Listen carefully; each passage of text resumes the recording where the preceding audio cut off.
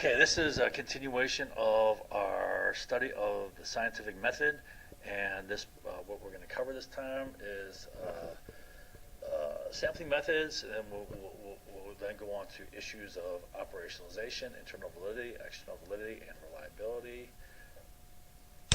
Moving on to types of data, we'll study types of data, why types of data are significant in terms of statistical methods that you can use. Types of graphs, we'll briefly cover that. Different measures of central tendency. We'll talk about strength of correlation, best fit lines, calculate correlation coefficient, and then we'll get into survey construction. Quick guide into that.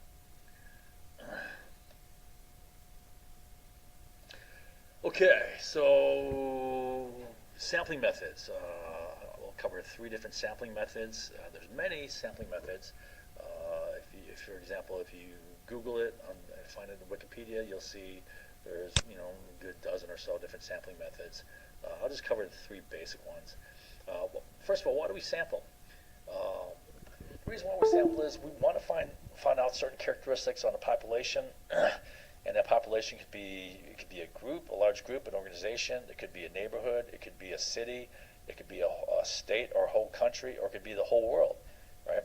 And you want to find characteristics on it, but it's not feasible to measure every single person within the population.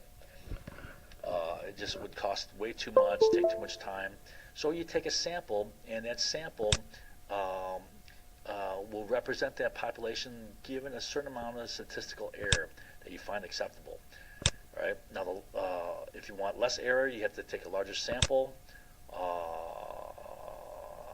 which makes sense. With a smaller sample, you'd have to settle for more statistical error. So 3 methods we'll look at are simple random sample, stratified sample, and accidental sample. Right? Simple random sample is kind of considered the gold standard, and what it is, it's a sample that best ensures that everyone in a chance that best ensures that the sample represents the population by ensuring that everyone in the population has an equal chance of being selected, and this prevents bias and thus best ensures that again that the sample is representative of the population.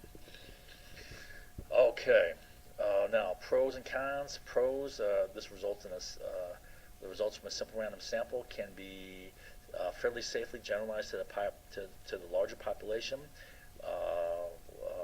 with an acceptable amount of error that depends upon the sample size. Again, the larger the sample, the less mathematical error. Cons is you typically need a fairly large sample to get a sampling error of 5% or less. All right, and it can be costly to get this. It's not easy to get a simple random sample. All right, the second method is stratified sample, and you can apply this when your population can be separated into distinct stratas or levels, all right, based upon some criteria, and you do this often to improve to get more bang for your buck, so to speak, right? So you can more. Let me explain what a stratified sample is. So a stratified sample, the word comes from a strata used in geology. Different layers. Strata are different layers within the Earth. All right. And one example is a stratified sample is, let's say you wanted to do a study of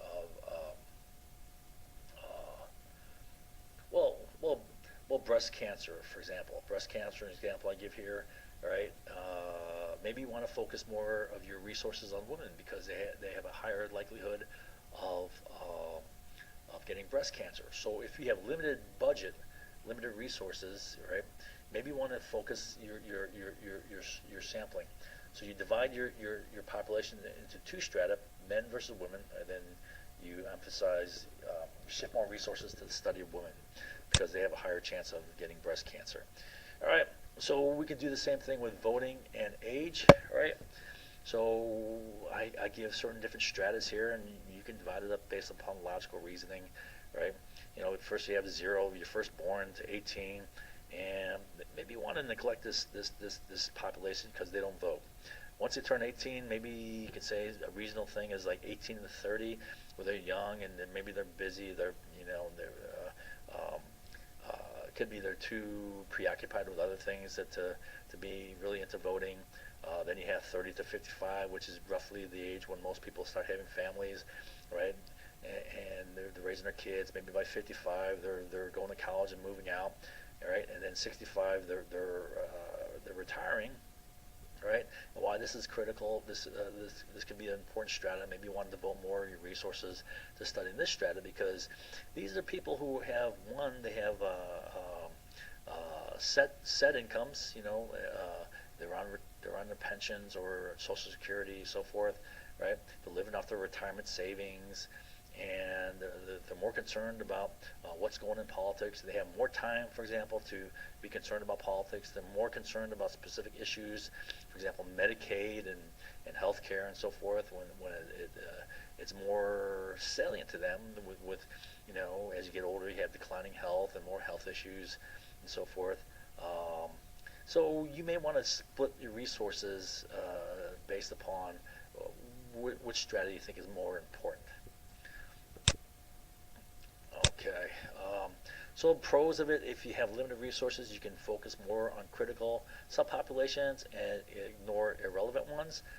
Cons: the selection of relevant stratification categories must be logical, right, and reasonable, right? Now, the worst type of sampling is just an accidental sample, right? It's what you're doing is you're sampling convenient people, right? It's not random because it's biased based upon where you go and what time you go there.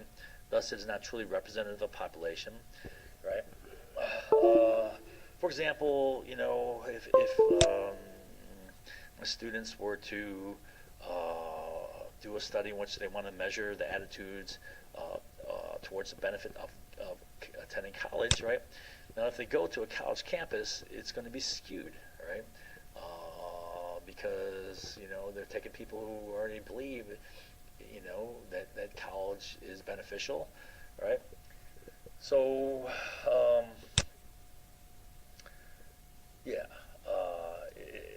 it's not representative because it has an inherent bias already in it. Pros: it's cheap, quick, easy to do. However, results can point to possible patterns and relationships and suggest future studies. However, results cannot be generalized to a larger population from which it was taken due to the sampling bias. All right. So this is a website, Wikipedia, which will give you all sorts of different sampling methods. All right, so I want to talk about next issues of operationalization, internal validity versus external validity, and reliability. Operationalization, as we learned, is when you take abstract concepts which you cannot measure because they're high conceptual, right? And you convert them into measurable indicators, concrete indicators that will give you actual measurements. So the variables in your hypothesis are abstract concepts that cannot be measured directly. So step one: clearly define your concepts and variables. You clearly define what those abstract concepts are. Now, once you have them clearly defined, you can reasonably then come up with measurable indicators that best matches the definition for your variable. So, all right. So, example I'll give you is education. You believe that education has an influence on income. It's probably a positive correlation, whereas education increases, your income increases. In ideal cases or most situations. All right, so you have your abstract concepts, education and income. Well, what does education really mean, right? Could it be years of school? Right? Could it be number of degrees, number of certificates? Could it be number of PhDs? Could it be actual knowledge? Which is the best indicator of education? I mean, you can get umpteen PhDs, but if you don't have any workable actual knowledge, well, what good is it? So which is the best indicator of education? And then income. Could income be salary? Could it be stocks? You have stock options. Could it be benefits? Could it be job satisfaction? Could it be status? right? Could each of these be, forms of income? All right, so how would you measure that? You have to operationalize that. Now, depending upon which you select, right, that can result in issues of validity. Which is the best, most valid? All right. Internal validity versus external validity. There are three main issues with internal validity. First is, how good is your hypothesis, right? So we tend to assume that, we think we have a cause and effect. We make a hypothesis and we think, okay, it's good. It's, there's nothing wrong with it, right? But it's not so simple in a lot of cases. Sometimes there are what we call, so you believe that A causes B, cause effect, right? There's your independent variable, dependent variable. But it may not be so simple, right? Maybe there's something you didn't see. For example, you may have an antecedent variable. An antecedent means to precede. So here you have A and B, and actually A and B are both effects that are caused by variable C. So variable C has an effect on A, variable C has an effect on B. Then when you see, like, let's say A going up and B going up, you think that there's a cause and effect relationship there when there isn't, right? It's really something else that's causing both of them, right? So you see a correlation, but that doesn't mean causation. Okay.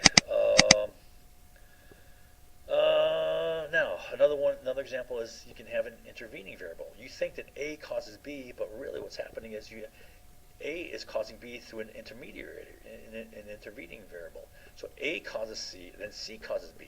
There's no direct link between A and B, right? So this is invalid, right? This lacks internal validity in your whole experiment and in your study, because your hypothesis is wrong to begin with. Now, another example is a bi-directional variable where you think A causes B, but let's say B causes A, or they both cause each other, right? And I can give you an example here. Let's see. All right, I did an analysis of the impact of oil prices on the overall economy, right? I'll just show it to you. You can go through it and read each bit. And I did this analysis in less than an hour. I just did off the top of my head, listed off factors, just lots of boom, boom, boom, boom, one after another. All right. So we think that oil prices affects the economy. As oil prices go up, the economy goes down. And there is a very strong correlation for this. However, there's a very weak correlation for oil prices going down, economy going up, right? Because there could be a bi-directional thing going on here. For example, as the economy goes down, oil prices go down. So as the oil prices go down, the economy goes up, right? But as the economy goes down, what happens when the economy goes down? Well, there's less industrial activity, there's less business, there's less transportation, there's less consumption of oil, there's less people have, there's less jobs, people have less money, so they don't do private traveling, they consume less oil, we're not transporting as much goods. As oil consumption goes down, right, so demand goes down, prices fall, right? So you can have a bi-directional situation like this, all right? And if you don't see that, all right. Now another one is how well your measurements validly represent your variables. We talked about that already. That's another form of internal validity. That's part of operationalization. All right. I'll give an example of income again. Well, we'll move on. Now, 3, does your experiment control for extraneous outside factors? All right, I'll give an example of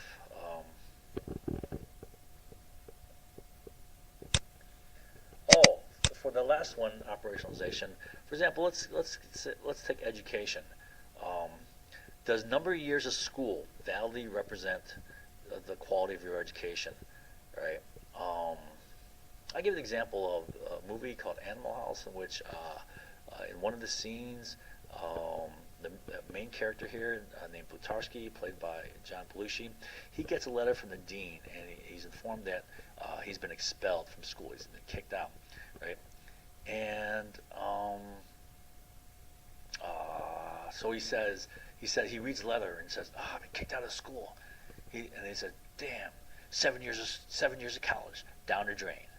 Well, he did 7 years of college, right? And so you would expect him to have a good education, but he pretty much didn't learn anything during that whole 7 years. All he did was party. So this would lack validity as in that case as a measurement of education.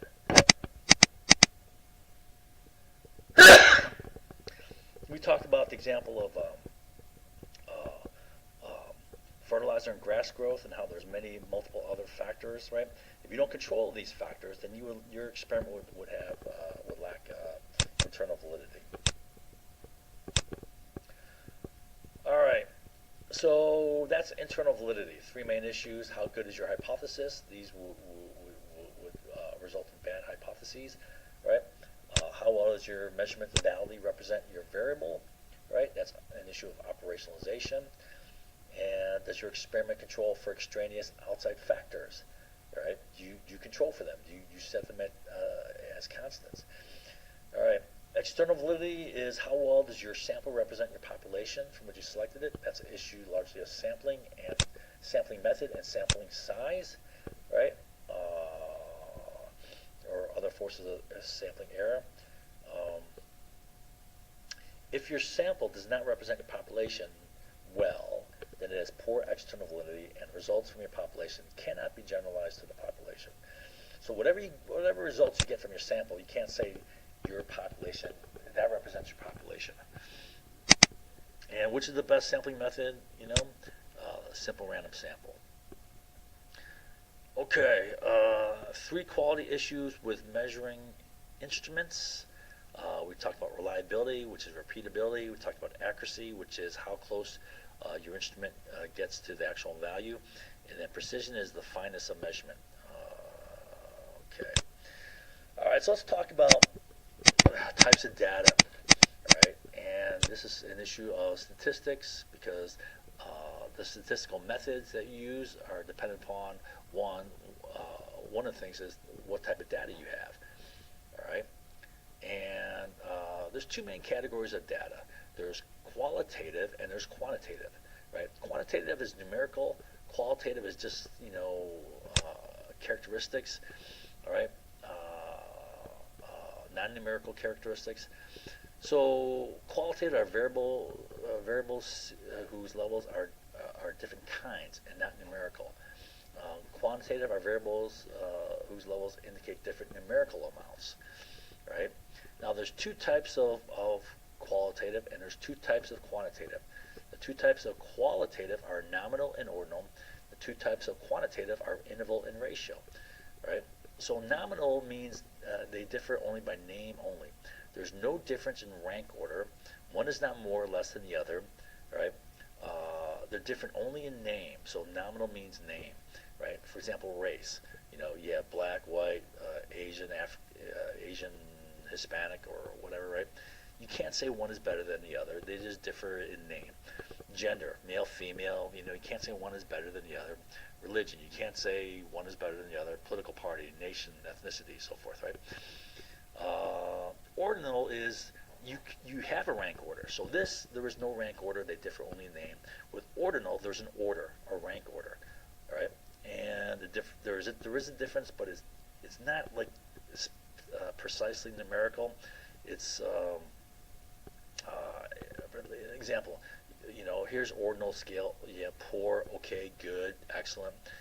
Gasoline. You have regular, premium, super premium, right? There's no exact interval. Is the idea. There's no numerical interval, but there is a difference in order. One is better than the other. Okay, quantitative.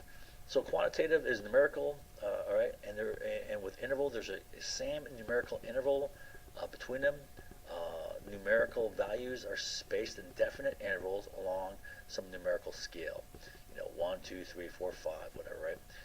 Now, there's no absolute 0 point on this scale, all right? And example is Celsius, right? Ratio is different. With ratio, not only is there a same numerical interval, you can compare numbers with ratios, right? And the reason why is there is a definite set 0 point. So numerical values along a definite numerical scale. There's a definite absolute 0 point on the scale, which allows for you to compare numbers using ratios. Therefore, measured values can be meaningfully compared in the form of ratios. All right, so I think I have an example here. I'll explain this better with a picture. All right, I don't remember. What is this? Did I move this?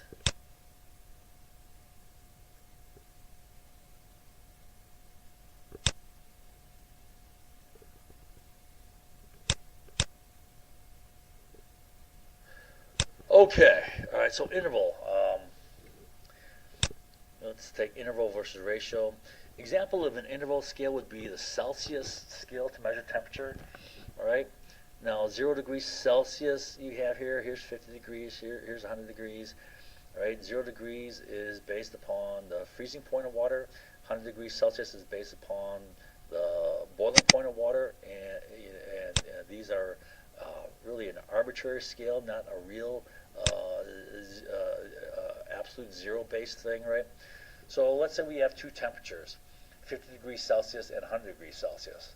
Now, one might think that going from 50 degrees Celsius to 100 degrees Celsius, you're doubling the temperature, when that's not true at all. So this is the amount of temperature, or temperature is a measure of the average kinetic energy of the particles in matter. Right? So as things get hotter, the particles within it, like let's say you have a cup of water, the particles of water molecules will move faster as they get hotter, and temperature measures their average speed or kinetic energy. Right? So if you go from 50 to 100, you think you're doubling it based upon the scale, but you're really just increasing it in a small increment, going from this amount of thermal energy to this amount of thermal energy. Right? Does that make sense? Right? Now, on the Kelvin scale is a ratio. You get ratio data because it's based upon a real absolute zero. Right? And where 0 degrees Celsius corresponds with 273 degrees Kelvin. 100 degrees Celsius is based upon 373 Kelvin. Right? So both of these have a exact interval. Difference between 1 is the same as difference between 0 and 1, same as 1 and 2. All right, you have a very specific interval, same here, but this one is based upon an absolute zero scale. And the idea is this: 273 is when water freezes, right? 373 is when water boils. And so as you heat up water, the particles move faster and faster to the point where they break free from each other, right? And they can boil throughout the whole liquid, forming a gas, right? Now, as you cool them down, they can move slower and slower. They move slow enough that the particles can actually lock together with bonds, with hydrogen bonds, right, and form ice, right? But the particles are still moving. You can keep cooling them down more and more and more, and you cannot keep cooling them down forever, because at a certain point, you're going to as you cool them down, the particles move slower and slower. Eventually, you're going to have zero motion whatsoever. You're going to have zero kinetic energy of the particles, and that's absolute zero. You can't get colder than that, right? Because that's when there's no particle motion, right? And temperature is based upon particle motion. All right, so now if you take the difference between 50 degrees Kelvin and 100 degrees Kelvin, then this is really twice the amount of temperature. It's twice the amount of the measure of the average kinetic energy of the particles, right? So this is a ratio. You can do this ratio. Whereas 100 Celsius or 50 Celsius, you cannot say it's twice as much temperature, right? 100 Kelvin and 50 Kelvin, you can say that, because it's based upon an absolute 0 point, a real absolute 0 point, where this is just an arbitrary 0 point. Okay, so that's the difference between ratio and interval.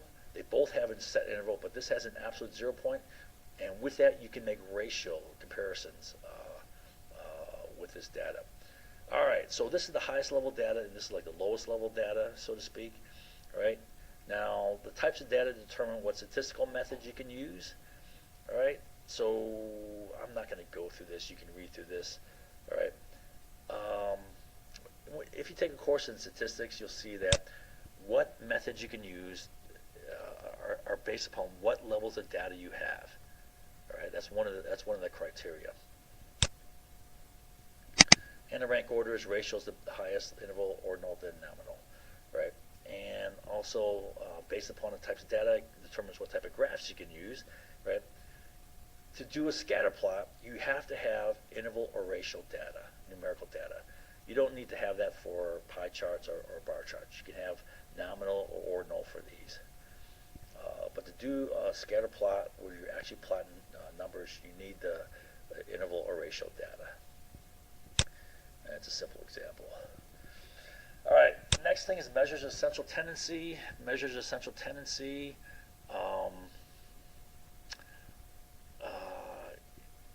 indicates where the middle of the data lies. All right, so there's three measures of central tendency. There's mode, median, and mean. All right, mode is the most frequently occurring.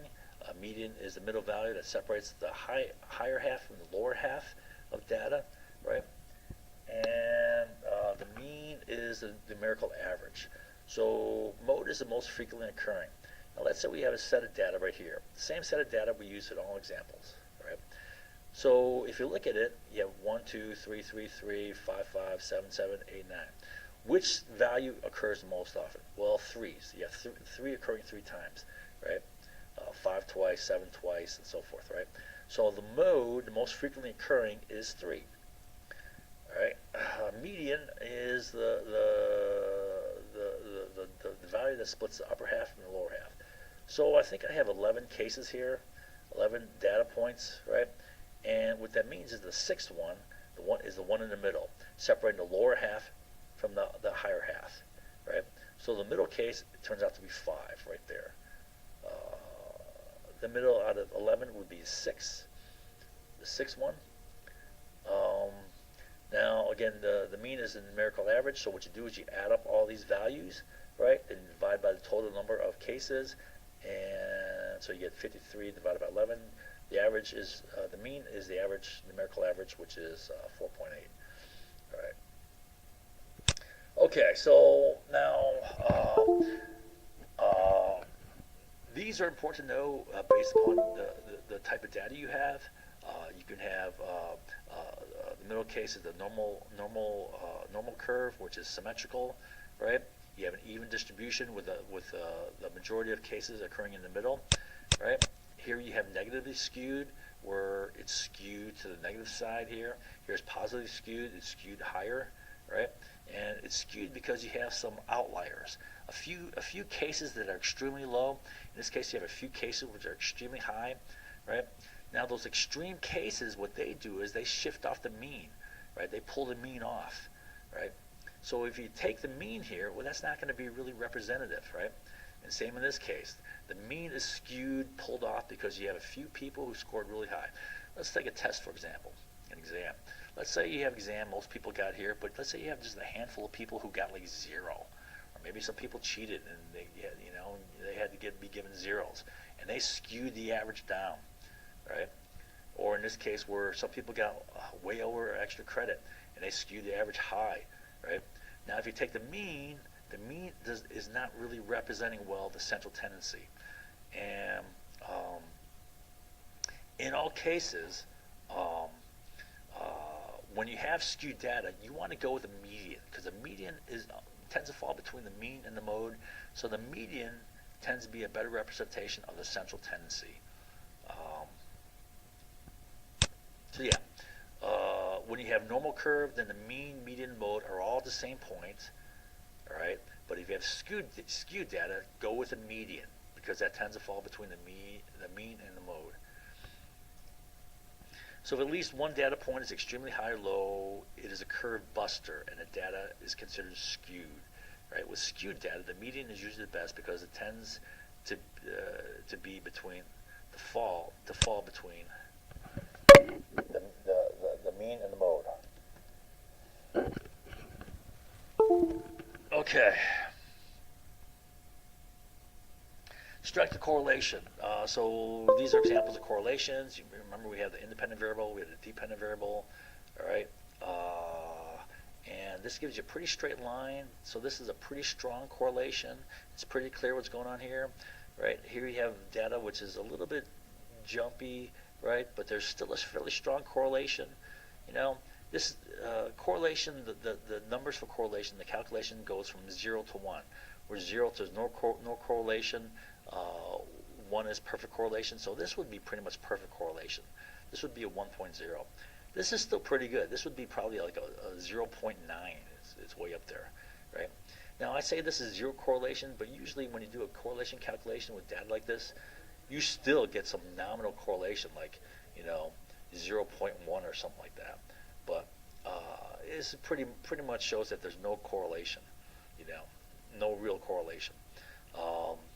So lower number towards 0, higher number towards 1 is perfect, right?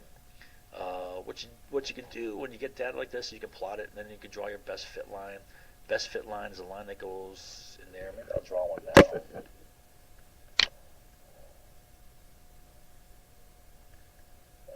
Insert line.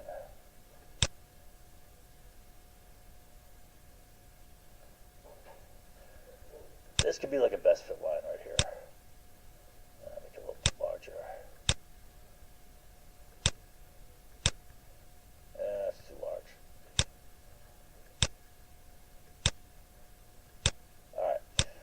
All right, that would be an example of a best fit line. All right. Again, this is a positive correlation going up this way. Negative correlation would be going down, right?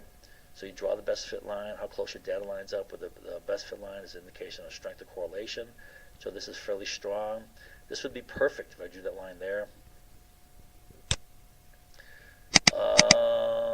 Now, strong correlations, still do not prove causation, right? We talked about this already.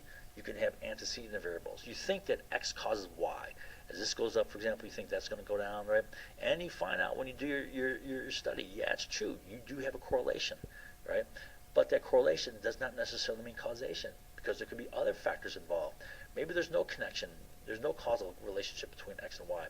It's an antecedent variable, Z causing X and Z causing Y. They're both causing both of these, and it makes you think that there's a relationship when there's not really, right? Or it could be bidirectional, right? Or it could be an intervening variable, right? We showed that where you think X causes Y, but really X causes Z and Z causes Y. There's no direct causal relationship between X and Y, right? So just because you get a correlation does not mean causation, right? Examples, antecedent variables, antecedent, okay. All right, it could be just a spurious relationship, maybe it's, okay, calculate correlation coefficient. Okay, we talked about that up here. If you calculate it, you can do, you can use spreadsheets. You can use Excel to do simple calculations like that. All right, so perfect correlation is 1.0. When there's no correlation, it's 0.0.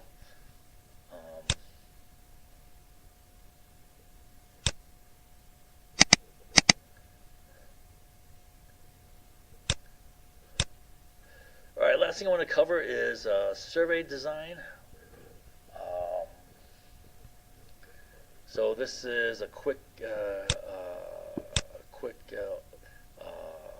introduction to research methodology, and honestly, I covered pretty much a semester course in research methodology in just a lesson. I know I haven't gone into extreme depth, but I was able to cover the main elements of an entire course in research methodology in one lesson here.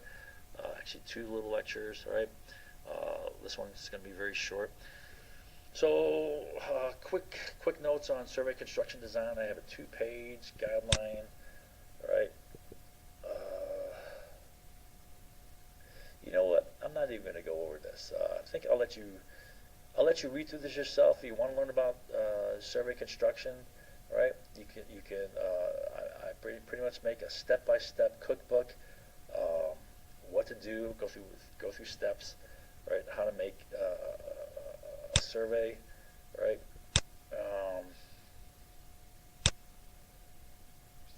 Yeah. So I'll give this to you. You can read through it, and I'm going to stop there. So, like I said, that's pretty much an entire semester course in research methodology. All the key elements.